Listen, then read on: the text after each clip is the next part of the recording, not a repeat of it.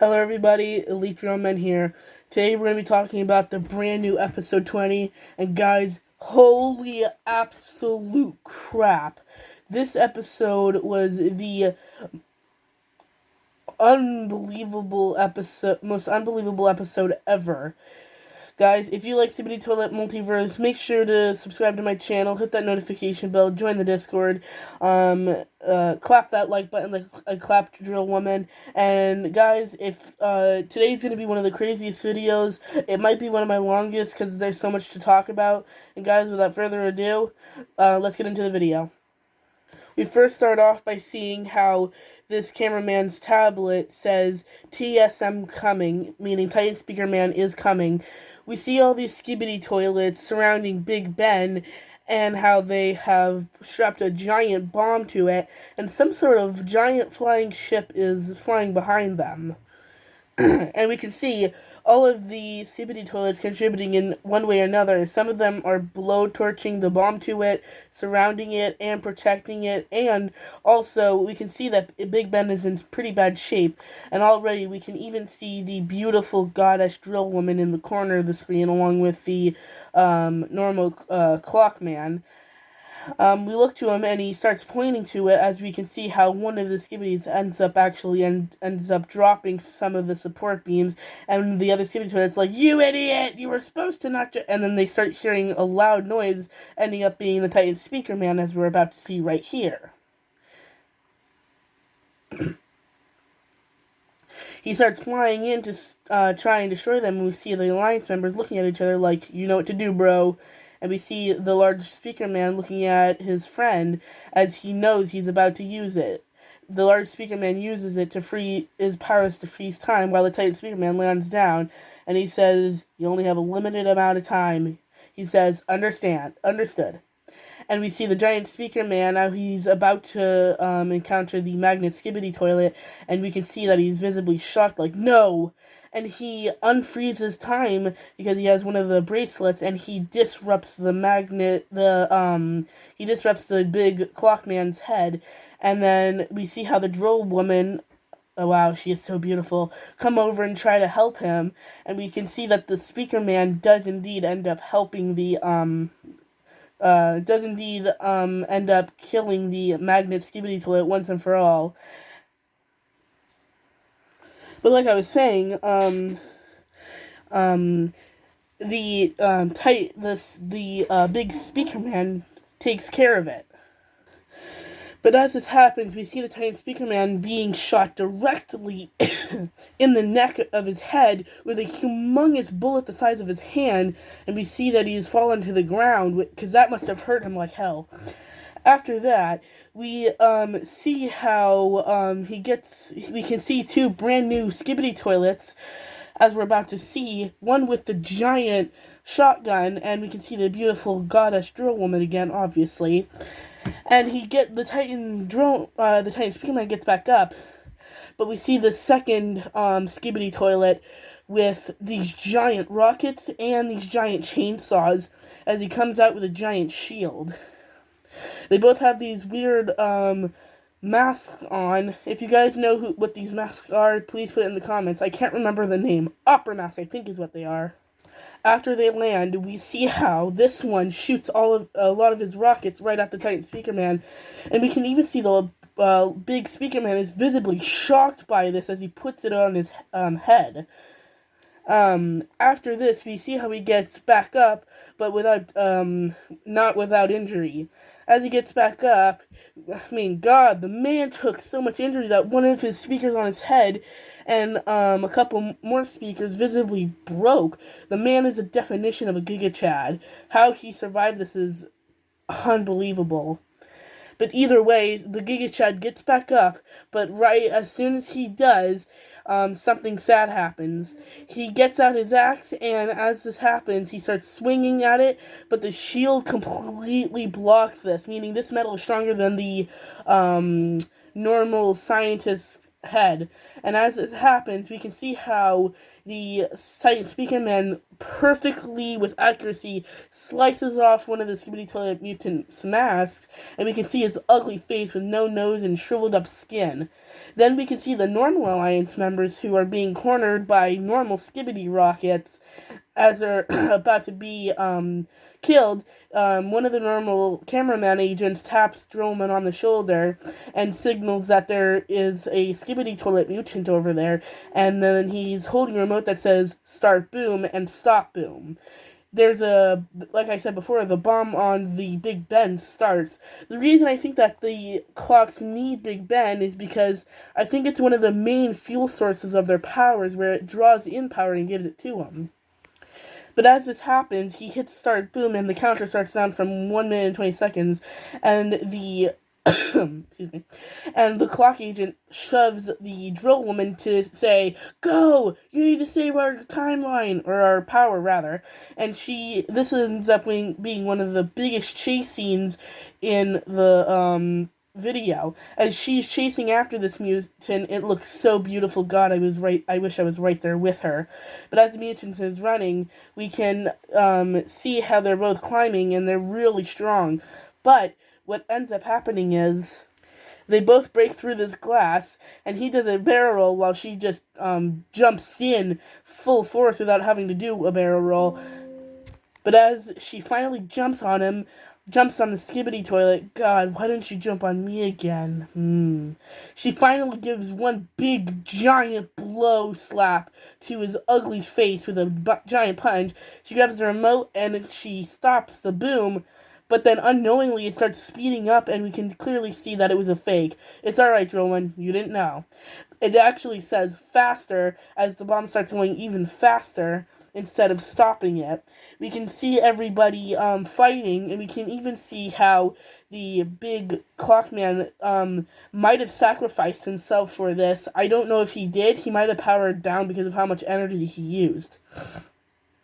Either way, after this, the mutant punches Drill Woman down to the ground, and she looks droopy for a sec, and then she gets right back up. But then, as that happens, we see how this man, pushing through all of the pain and anger, he stops time with his last bit of energy as he finally powers off. And we can see the Titan Speaker Man visibly shaken by this, but not totally stopped. As this happens, we can see the Drill Woman, how she sees the explosives, and she has an idea in her head.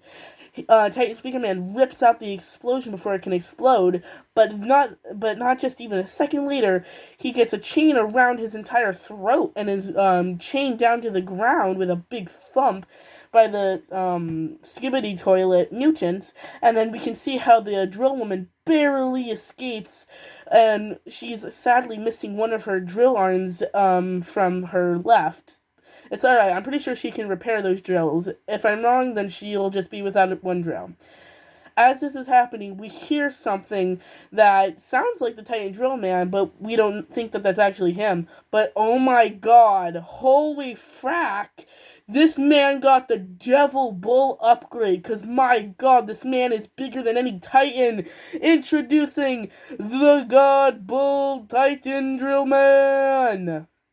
My god, look at this man coming in like a literal god. He literally looks like a demon who just came out from hell. I mean, man. This man is one of the coolest freaking Titans ever. Now I see why Dom Studios says that the upgraded Titan Drill Man is their favorite. Because, oh my freaking god. This man looks like a demon, and I love it. And then these Skibidi Toilets look at each other like, bro, attack. He says, yeah, this puny wimp won't stand a chance. He shoots 2 of these cannons at the Titan Drill Man. Oh, and these do nothing towards him. He's like, oh, toothpicks? And then, no. That cloud was just a distraction for him. He opens his freaking mouth and chomps down on one of these Skibidi Toilets with all of these freaking teeth, making him like a literal devil. Dear God. as we see this, he chews it up, and we can see he's like, "Brother, I will avenge you," with a still face. And then, no, he doesn't, because two chains shoot out of his, like, core stomach-looking thing, and they start sucking him in, so he uses his chains, but nope, that is not gonna do anything for you, brother. It's like, no, but with no reaction, and he eats up this Skibidi toilet with no remorse at all. And I think that he's personally going to use the scrap metal that he got from this to make, like, an upgrade for his weapons in case if he ever, loses. Or he could shoot a bullet from this metal that he got from the Skibidi toilet. I don't know. Or he could just spit it out through his waist. And then we can see the true size of this of the Titan Drill Man. My god, this man looks like a literal freaking god of a demon. As this happens, we see a normal cameraman flushing a normal Skibidi toilet. And then we can see that the Clockmen have actually fixed up Big Ben, as we can see right here. It seems that the Skibidi toilets have been defeated from this. And they're going in to fix Big Ben, and they have some sort of weird-looking thing that they're holding. But as that's happening, we see how the cameraman is trying to fix up the Big Ben, and then we can see the true size of this absolute monster beast of a new Titan Drill Man. My god! Huh? The Titan Speaker Man gives a thumbs up, and we can see how he pats him on the head, and the Titan Speaker Man is kind of, like, embarrassed by this, and he screams out, "Ow!" You don't believe me? Take a listen.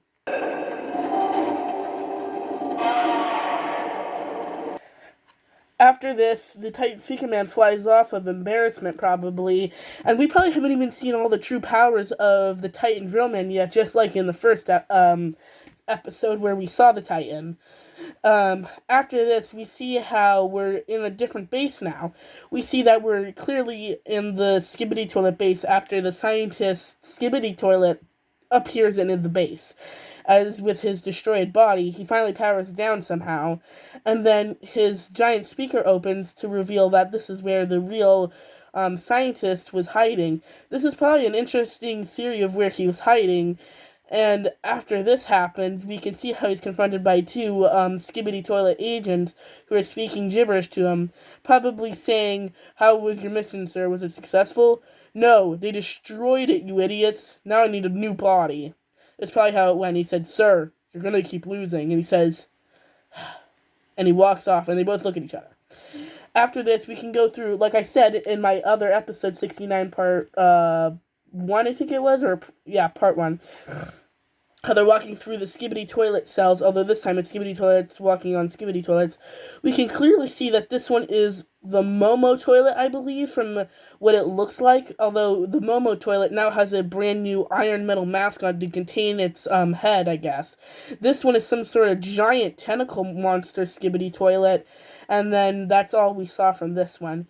He enters in some sort of code saying, "Go in, boss, you're clear." And then we see something we've never seen before, ever. He goes down to the very last level where, no, not only is the Boom the very last human, not anymore. I don't even know if you can call this thing a human. She looks more like a devil woman or a witch. But after this, we see how the scientist is kind of like, "It's another failure, ma'am. I'm sorry." And she's basically ashamed, saying, "You old fool, how many times are you going to rely on your old tricks?" He's trying to explain how the Titans were simply too strong, I think. And she got angry at this. So she started lecturing him about how blah, blah, blah. And this is the only other character, other than some memes and bloopers, that we've seen actual people talk in the real episodes. And we can see how from this, the scientist Skibidi toilet is looking down, and then she says, "Are you gonna keep using your old stupid whore Skibidi toilets, or whatever you call them? Pretty soon, the clocks will have..." The clock tribe will have nowhere to retreat to. I don't know why she is specifically targeting the clock race, but it's probably because of the fact of the matter that the clock race is the strongest race, if you come to think about it. Both Dom Studios and a lot of people agree that the clock race is the strongest because of their time abilities and just because of how insanely strong their abilities are. They can literally raise the dead. And guys, if you just want the normal talk without me talking over them, I will do that at the very end. I just have a couple theories. I think that this lady is controlling over the evil alliance called the Skibidi Toilets, and I think the Fook Boom is leading over the good alliance, aka the camera, speaker, TV, clock, and drillman race, and all those people. And without further ado, have a listen.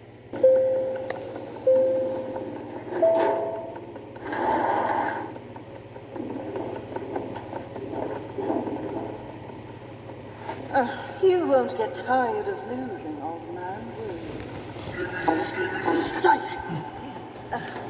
Not that it was my idea, but you could at least try to last longer, instead of counting on your old tricks. Keep their titans busy with your horror toilets, or whatever you call them.